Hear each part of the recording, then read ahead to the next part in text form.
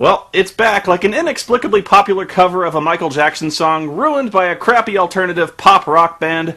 Final Fantasy XIII has just hit store shelves, and like every other fan who was hooked by the awesome old-school console games, my addiction has forever doomed me to play every Final Fantasy game from now until the end of time, hoping in vain that they can capture even a fraction of the magic from the old days, even though every Final Fantasy since number 7 has been a tedious, tooth-grinding descent into mediocrity. And that's why...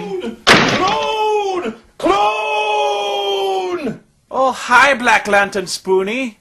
Ha! No longer! I've returned from death, and now I am Spoony the White. Wow! So, what's being dead like? It turns out it's all pantheistic or something. When we die, we turn into part of the rocks and trees and birds. It's gay. Yes! I'm not going to hell for jerking off! Like you have a soul that can even go to hell, clone boy. Prepare to die! What? Why?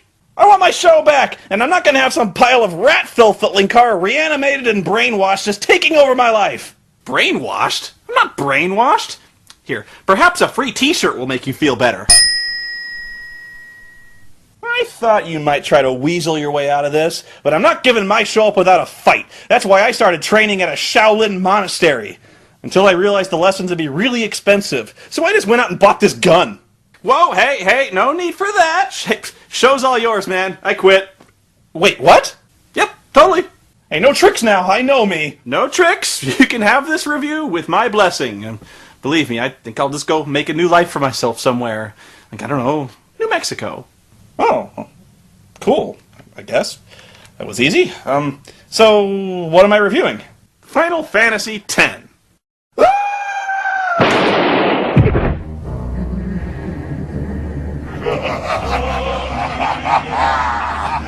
Keep your show, keep your show, keep your show. Turns out there isn't. And you are going to live in it.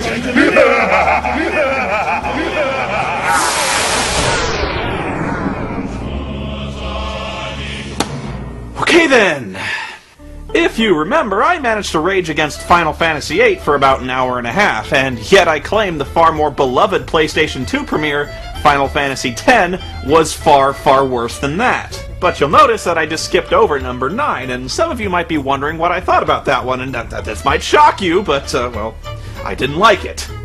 In fact, I tried to play it twice, and I could never force myself to play past the first 2 hours either time.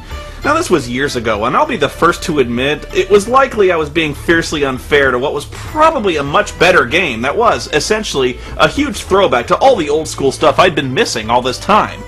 I mean, it's entirely possible that I just hated Final Fantasy VIII so much that it forever colored my perceptions of every game in the series since then, but I just think I really, really hated the art design.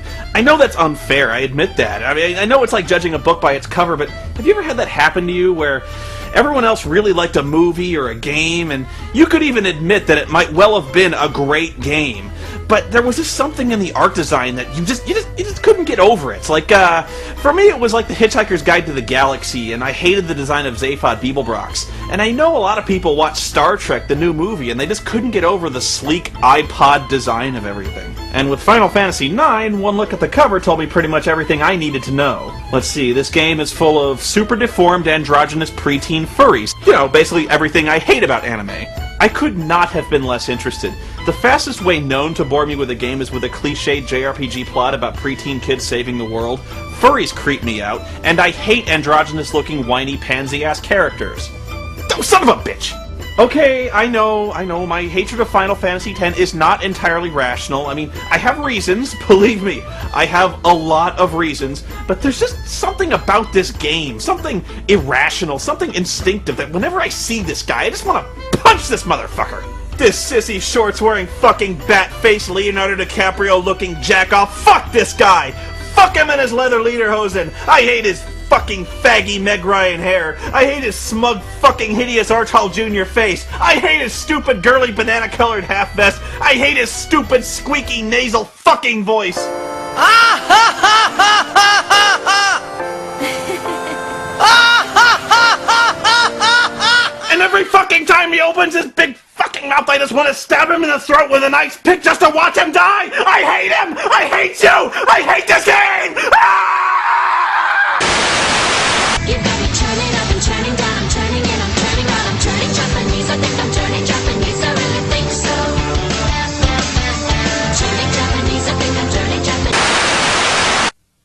Oh, yeah, I'm sorry. I just, I've got a lot of bad memories about this game, and, they all just, they kind of came, like, rushing back in all at once, and, I mean, if you didn't play this game, you don't understand. But, look, it's okay now. I'm okay. I think, you know, I think I just needed to vent and kind of get it all out, and I've done that, and, I kind of think I can handle this rationally from here on out.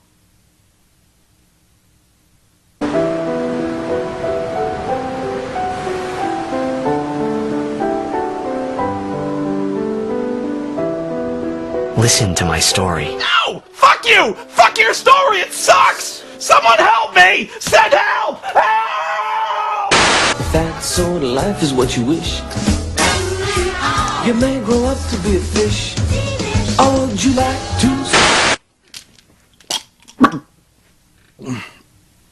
I've been told that it might help if I started by outlining some of the more positive aspects of the game. Okay. As is standard for the series, the soundtrack is excellent. The cutscenes are heartbreakingly beautiful, and almost all of them are striking and memorable. And even though I hate to admit it, the battle system in this game is really, really damn good. Combat is fast and strategic, mixing up your enemy's strengths and weaknesses, and forcing you to tag your party members in and out to deal with each encounter's unique enemy placements. Some enemies can fly, some are at a great distance, and some can surround you. An incredibly convenient meter at the top right tells you when everyone in the combat will go in turn.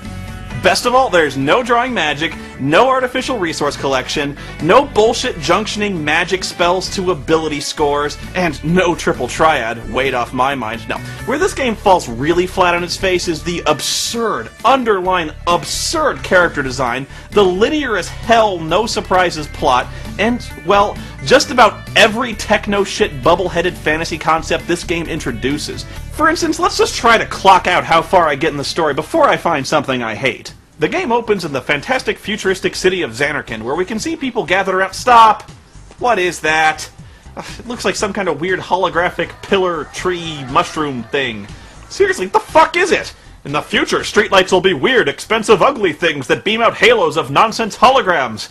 Why is that thing here? What does it do? Why would people build it, and why would they gather around it?